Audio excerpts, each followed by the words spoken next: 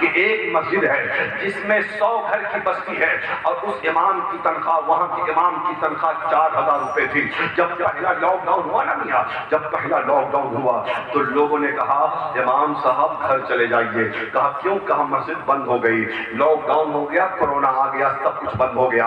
امام صاحب نے کہا مسجد تو نہیں بند ہوئی نا، حکومت کی طرف سے 5 آدمی کی نماز پڑھنے کی اجازت ہے، اگر 5 پڑھیں گے تو ایک امام کی ضرورت تو پڑے گی، اذان دینے کے لیے امام کی ضرورت تو پڑے گی، مسجد کی خدمت کرنے کے لیے امام کی ضرورت تو پڑے گی۔ لوگوں نے کہا حضرت ایسا ہے یہ سب ہم کر لیں گے، دیکھ لیں گے، آپ چلے جائیے۔ امام بیچارہ بہت غریب تھا، اس کے پاس کوئی ذریعہ نہ تھا اور دوسرا رزق کا، وہ سوچ میں پڑ گیا اگر چلا جاتا ہوں بچے بھوکے مر جائیں گے، اگر چلا جاتا ہوں تو پریشانی جنم لے گی، اگر چلا جاتا ہوں مصیبتوں کا سیلاب آ جائے گا۔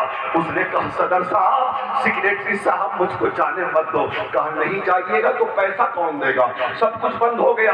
امام بیچارہ غریب کہتا ہے نہیں جاؤں گا میں، مجھے جانے مت دو، 4000 تنخواہ ہے نا، 4000 میں سے آدھی تنخواہ کاٹ لو، کم سے کم آدھی تو مہینے میں دے دو، کم سے کم ہمارے بچے کم سے کم دال روٹی پر گزارا تو کر لیں۔ لوگوں نے کہا نہیں امام تمہیں جانا ہوگا جب تک لاک ڈاؤن ہے۔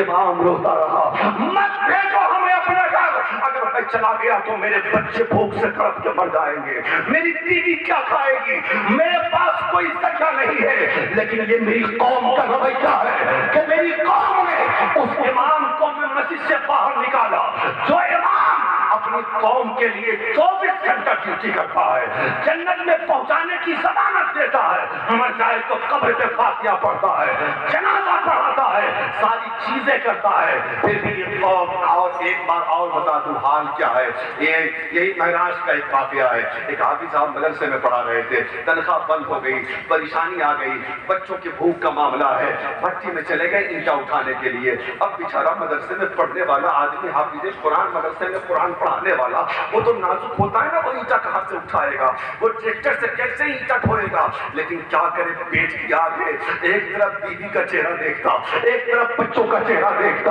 اور دیکھنے کے بعد اس نے تہیہ کر لیا چاہے کچھ بھی ہو جائے اینٹا اٹھا کر ہی بچوں کی پرورش کروں گا، اینٹا اٹھا کر ہی بچوں کا پیٹ بھروں گا۔ گیا اینٹا اٹھانے کے لیے، چہرے پہ داڑھی ہے، سر پہ ٹوپی ہے، نہ داڑھی چھلا سکتا ہے، نہ ٹوپی ہٹا سکتا ہے، نہ کرتا پاجامہ چھوڑ کر پینٹ شرٹ پہن سکتا ہے، اپنا اسلامی تشخص کیسے چھوڑ دے گا؟ اسی طریقے سے وہ بھٹے میں پہنچا ہے، اینٹ اٹھا رہا ہے، کئی